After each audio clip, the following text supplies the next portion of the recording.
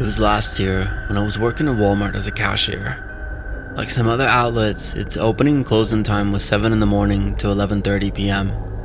This Walmart was a neighborhood market, so there was an average of 30 to 45 employees working there. But something happened on a particular day that makes me avoid Walmart altogether. It was around 11 p.m. and my shift just ended, but there were these last 5 customers who I thought I would take off after I finished running them up. It took around 15 to 25 minutes for me to finish it. Before going home, I remembered that there were a few things that I had to buy for myself, so I thought I should take them from there. I went to the grocery store department and started picking things up for me, and as I was done, I went to the counter to ring them up for myself. For some reason, when I turned around, there was no one in sight, not even a single employee. The store's environment had changed as well. I don't know if it was because of the time or because there was just no one around, but it started giving off a spine-chilling vibe. I shook my head and started humming a Taylor Swift song in my mind. I'm a big fan of Taylor Swift, so whenever I'm happy, nervous, or scared, sad, or pretty much anything else, I start singing or humming her songs, which makes me feel good within minutes. I started ringing up the items for me. It was weird that despite picking up only 5 items, ringing them up was taking so long, as if it was playing on a loop.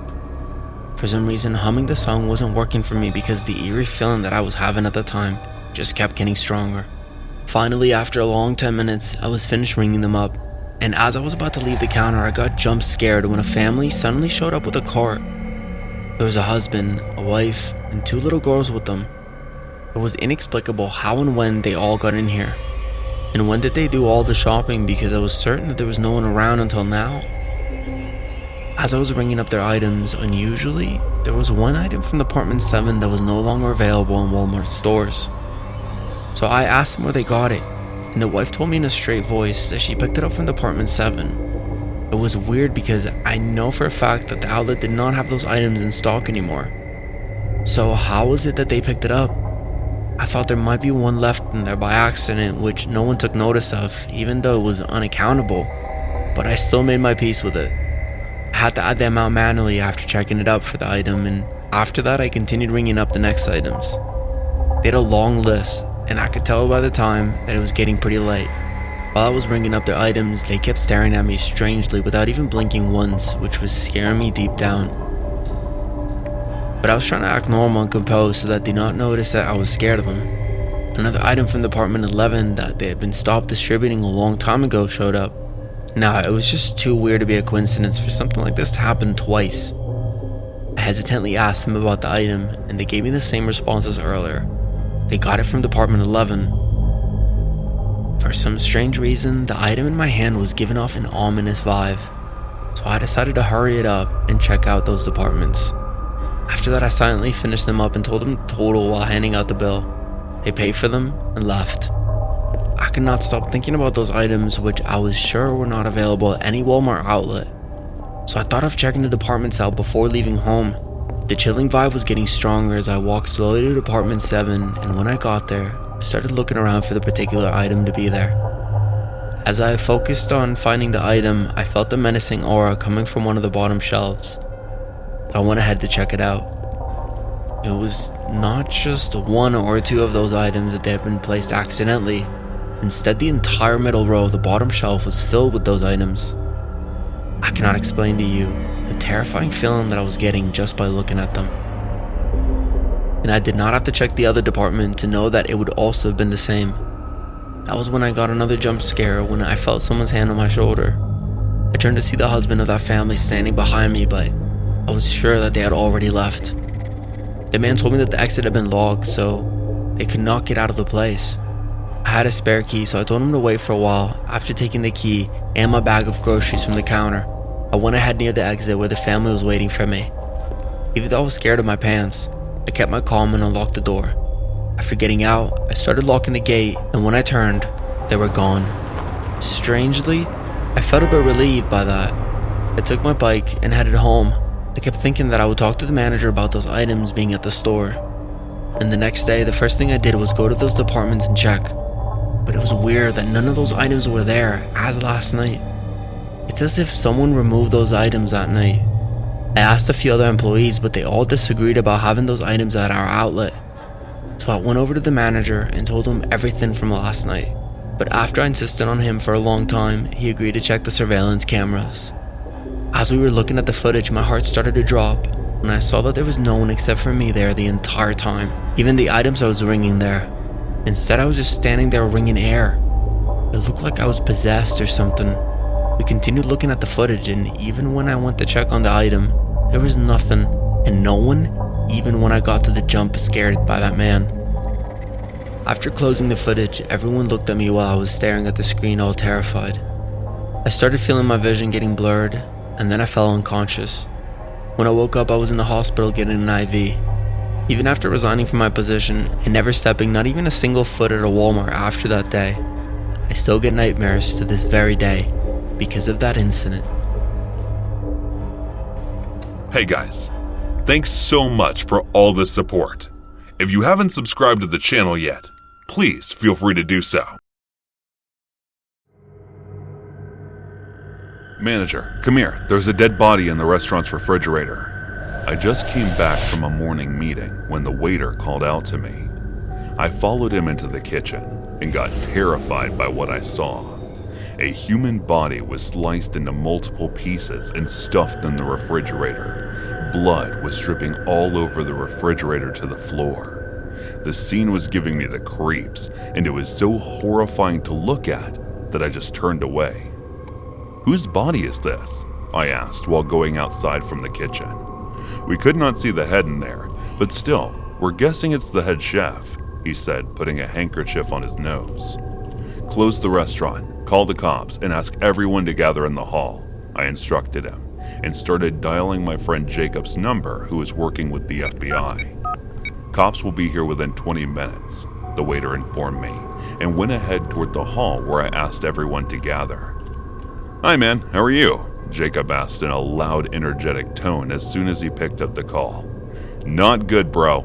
A dead body's been found in my restaurant's refrigerator, and we don't know how it got there and whose body it is," I told him in a panicked voice as I was scared as hell, but did not let others know that. Jacob was my best friend whom I could tell anything and behaved the way I was. Otherwise, I always tried to act tough and fearless in front of others. "Did you check the CCTV footage?" He asked the most basic questions, and that's when I realized that I never asked the staff if they checked the surveillance camera because I was panicking as hell inside. "No," I replied in a quiet voice. "First of all, check the CCTV footage to find out what happened. Mostly the culprit finds a way to tamper with the surveillance, but there are cases where you can get evidence through the footage," he explained to me in a calm and composed tone. "Okay, I'll check it right away," I said, and he told me to call him after that. I went to the hall to ask the staff about the surveillance footage and where they were when all this happened. "Okay everyone, please stay calm. Cops are on their way, and before they question you regarding this, I want to know where you were when all this happened," I asked in a harsh tone. "We don't know because everything was normal when we left last night." It was the sous chef who replied first to my question, while others just nodded in agreement to what he just said. "What about this morning?" I asked. "I was the one who came in first this morning for cleaning. I entered the kitchen for cleaning and fainted as soon as I opened the refrigerator." It was the cleaning lady. "Yes, and when I came in, I saw her passed out on the floor and looked over to the refrigerator to find out this horrifying scene." It was the sous chef again. "Did any of you check the CCTV yet?" I asked while looking at them, but everyone just went silent. "No, we haven't yet," the waiter who informed me about this earlier said in a faded tone. That's when we heard the sound of the police siren. "It's going to be okay, guys. Don't panic. No one will get into any trouble as long as you are not involved in the crime," I said calmly to them, but I felt the environment getting weirdly silent. The cops asked us the same questions about the CCTV footage, and while two of them went ahead to check the footage, one of them started to ask us questions about our whereabouts last night and other things related to the crime. The CCTV footage was not there, and it seemed someone shut them off just after the sous chef left, as if they knew the time when he will be leaving. Police started their investigation right away, while I called Jacob and informed him about this. Sous Chef is involved in this, and one thing is for sure, that he will not be the only one who did it. He said this as soon as I finished telling him about the situation. I was surprised to see how soon he was able to figure this out without even being present at the crime scene. Guess being an FBI agent has its gifts. You mean another employee was involved in the crime? I said in a nervous tone, which he guessed was because of me getting scared. Yes, and don't worry, bro. You can count on me with this. I'm on the case right now, but I'll still try to help you as much as I can. His words calmed me down a bit. Was there someone the sous chef or anyone else resented, or any recent breakout between anyone within the staff? He asked me in a professional tone, which made me admire him even more. I don't think so. Wait, I think it could be the executive chef, I said while remembering someone. And why do you think that? Was there some sort of tension going on between them? Jacob asked. No, but you know Martin has been working for our restaurant for the past 5 years and always wanted to be the executive chef. But when I hired Carlos as the executive chef and appointed him as the sous chef, he was not happy about it. And the executive chef is the only one absent today. I told him about the time when I first hired the executive chef about 5 months ago. Was there anyone else who looked unhappy from the executive chef? He asked me again. And I understood that he was sure about someone else being involved in this, but no matter how hard I tried to think, I could not come up with anyone who may have any personal issues with them. Well, he was a bit strict, and everyone else was always on the edge with him in the kitchen, but they liked him as a person because he may have been a strict chef, but he was a pretty decent and nice fellow. Okay, let's try to think from another way. Was there anyone close to Martin? Close enough to murder him? Try to think of anything that can relate to him. As he asked me, there was one scene and a name that came to my mind. Joy. It could be her. She works in the maintenance department. There was one time when I wanted to grab some leftover food from the restaurant's kitchen after closing time and walked in on them having sex. The next day, when I thought I should help them and delete the surveillance footage, but to my surprise, it was already erased. I did not think of it at the moment, but it could be her this time as well, I said. My work here is done, my friend. Go ahead and give this testimony to the police, and they will do the rest themselves. And if you still need my help, feel free to call and ask me. I'll try to come there as soon as I get free from this project myself. He disconnected the call after saying this, and I dialed the officer's number who was in charge of this case and told him everything related to the sous chef and the executive chef. The next day, I got the news that Martin and Joy were on the run, so I called Jacob immediately and told him about this. I guess the police may have found some evidence against them, and your testimony may have just confirmed it. Don't worry, they will get caught. As he said that, I looked up at the sky and sighed.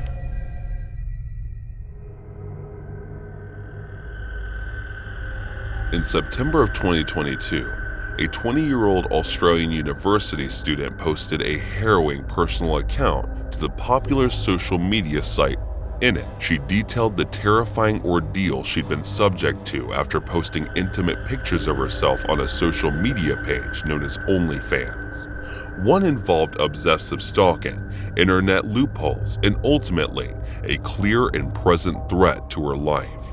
Only through a completely anonymous throwaway account that she feels safe enough to share a story, adding that her local police force had finally taken action against the person responsible. But even then, the girl made it clear that her complaint should have been taken seriously long before she was in any imminent danger. According to the girl, the incidents all started after she moved back with her parents during the summer break. The girl was particularly excited to be home as the family had just bought a new puppy. By all accounts, the girl was having a ball getting to know her new furry friend. But as anyone who's ever had a puppy will tell you, to say they can be erratic would be the understatement of the century. On night, the girl awoke to hear her puppy yelping at the back door. They were in the middle of the potty and went downstairs to let the dog out. She says it was as late as 2 a.m., and there didn't seem to be another soul around as she stepped down into the night, but as soon found out she wasn't entirely alone. I saw this figure in a car, she said. I could tell they were looking at me, but it was pitch black outside, and I couldn't make out their face. I felt a bit uneasy, but I didn't really think anything of it. Only when I go back inside, the car started up and followed me up my driveway. The terror of such an experience is undeniable, and even though the girl was so close to home, there's no denying that being out alone in the middle of the night made her very vulnerable indeed. I was terrified the girl at it. I sprinted back inside and locked the door and kept my eye out for them in case they tried to break in. But as far as I know, they just backed out the driveway and left. Then she woke up the following morning after a terrible night of restless sleep and deep concern. The girl found an envelope and said her parents left her box. The envelope contained not only 20 Australian dollars in cash, but also her OnlyFans username. I thought long and hard about how he could have found my parents' address, the girl said. Now working out the problem didn't start until I shared my Amazon wish list. OnlyFans and Amazon were both adamant that the security systems prevent leaks from taking place. However, it appeared that wasn't the issue. A third-party seller was not bound to the same data protection laws as large multinational companies. Although she doesn't know for certain how her stalker got her address, the girl is 90% sure that they got in touch with a third-party seller and obtained her home address in that way. Whether it was money, coercion, or intimidation that caused the seller to give up the info is another question entirely, but the fact remains that's the most likely of all explanations. After that, when I moved back to the college town where I was studying, I stopped posting content.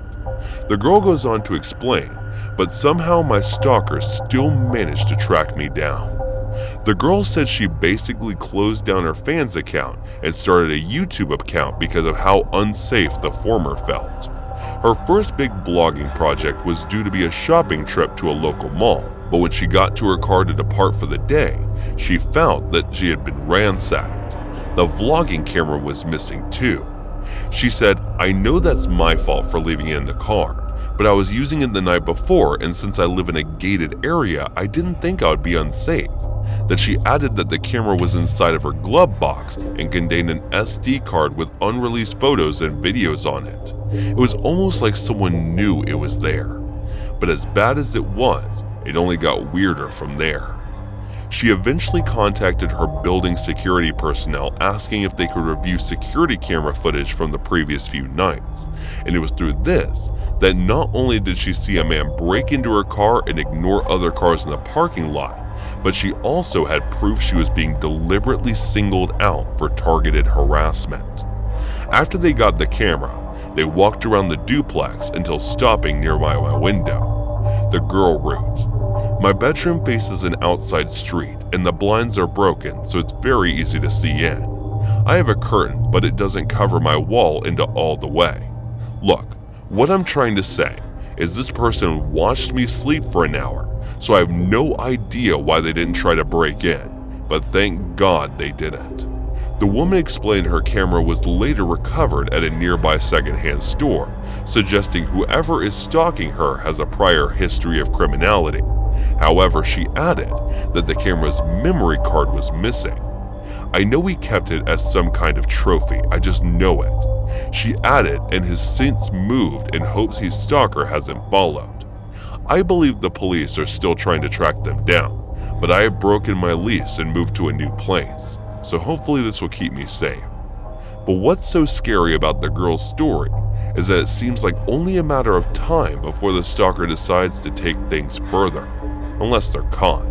Stalkers will only ever escalate their activities until their obsession reaches a deadly and permanent end.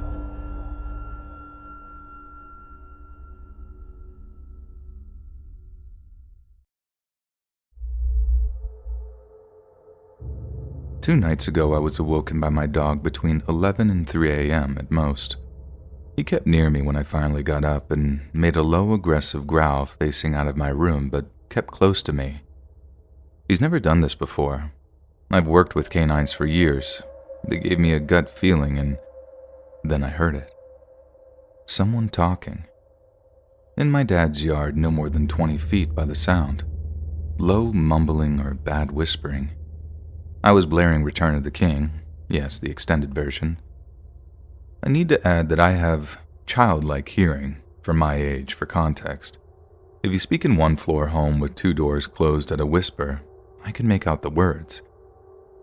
He went quiet when I opened a drawer too loud to grab my .38 Special, chambered around and noticed a shadow passing by a light outside the blurred window. Home was clear, all doors locked. Nothing odd, but my dog peeled out. I held my flashlight in one hand, went his way and called him to the other side. He was gone. I guess they knew I was home and ran on foot. I went around but thought, okay, I'm good. Well, Florida continues to be Florida. Night 3. My dog does this again in the same frame, waking me up, and at this rate, I just got the 12 gauge. My dog was acting far more protective and gave me the dog body language for major threat, need the pack, can't handle alone. I froze for a moment. 2 people now? This is not good.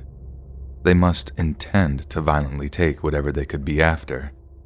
It was one new guy and guy 1 from yesterday. I can't risk getting a look. At this rate, they mean business and had to be armed to scope out a place with a Ring camera, 60 pounds of muscle dog, and my grown self with a lifetime of handling weaponry. In the yard around 2:30 a.m. for a second night, they knew I and my dog were home but clearly had a goal. This time, voices were behind the home. My dog then pulled a freaking Leroy Jenkins. He gave one of the most aggressive, loud barks I'd ever heard of any dog do and ran to the wall. I ran to his side, getting him hyped up, yelling, "Mess them up, they're dead men." Now things are clicking for me. This was planned and professional. I checked every inch of the property with the shotgun. My dog was worked up and spooked, but calming to be with. I'm buying a mistake for this one, and a good one. I went inside. I literally kept that gun on me and chambered and in reach of my bed, and I barely slept. Day 4. I did a bit of looking around for misplaced or slightly moved objects or scratched up locks. Yep. One trash can by the gate was rotated 180 degrees, with the handle facing me and not the wall as it always been placed. A few crushed dead twigs as I went back. The head chair was turned and moved to the right. A clearly odd thing is that table is set symmetrically, so it's glaringly obviously out of place if you live there. The Ring camera system and my neighbors so far show nothing, but I knew these guys had to have known that my dad was gone. They knew his son lives there, that the dog would eat them and is huge, that I had a gun, and I even announced that it was armed. Yet they came back with backup. Then the dude came back up, moved stuff I didn't know till my maritime buddy told me to check if such and such a rock was out of place. It's a way to gauge the person's awareness and presence, I guess. Whatever their goal was, I don't care. I just want them to know if they come back again, I'll be strapped to the gills.